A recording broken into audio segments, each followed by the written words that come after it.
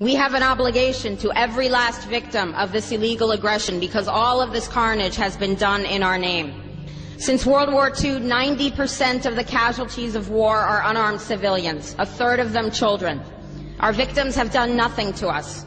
From Palestine to Afghanistan to Iraq to Somalia to wherever our next target may be, their murders are not collateral damage. They are the nature of modern warfare. They don't hate us because of our freedoms. They hate us because every day we are funding and committing crimes against humanity. The so-called war on terror is a cover for our military aggression to gain control of the resources of Western Asia. This is sending the poor of this country to kill the poor of those Muslim countries. This is trading blood for oil. This is genocide, and to most of the world, we are the terrorists. In these times, remaining silent on our responsibility to the world and its future is criminal. And in light of our complicity in the supreme crimes against humanity in Iraq and Afghanistan and ongoing violations of the UN Charter and international law, how dare any American criticize the actions of legitimate resistance to illegal occupation? Our so-called enemies in Afghanistan, Iraq, Palestine, our other colonies around the world, and our inner cities here at home are struggling against the oppressive hand of empire, demanding respect for their humanity. They are labeled insurgents or terrorists for resisting rape and pillage by the white establishment, but they are our brothers and sisters in the struggle for justice. The civilians at the other end of our weapons don't have a choice, but American soldiers have choices. And while there may have been some doubt 5 years ago, today we know the truth. Our soldiers don't sacrifice for duty, honor, country. They sacrifice for Kellogg, Brown, and Root.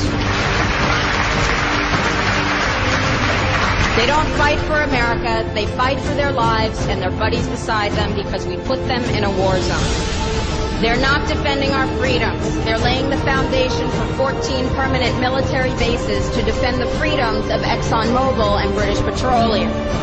They're not establishing democracy. They're establishing the basis for an economic occupation to continue after the military occupation has ended. Iraqi society today, thanks to American help, is defined by house raids, death squads, checkpoints, detentions, curfews, blood in the streets, and constant violence.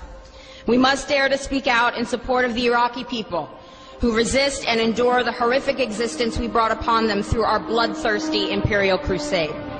We must dare to speak out in support of those American war resistors, the real military heroes who uphold their oath to defend the Constitution of the United States against all enemies, foreign and domestic, including those terrorist cells in Washington, D.C., more commonly known as the legislative, executive, and judicial branches. Frederick Douglass said, "Those who profess to favor freedom and yet depreciate agitation are people who want crops without plowing the ground. They want rain without thunder and lightning. They want the ocean without the roar of its many waters." The struggle may be a moral one, or it may be a physical one, or it may be both, but it must be a struggle. Power concedes nothing without a demand. It never has, and it never will. Every one of us must keep demanding, keep fighting, keep thundering, keep plowing, keep speaking, keep struggling until justice is served. No justice, no peace. No justice, no peace.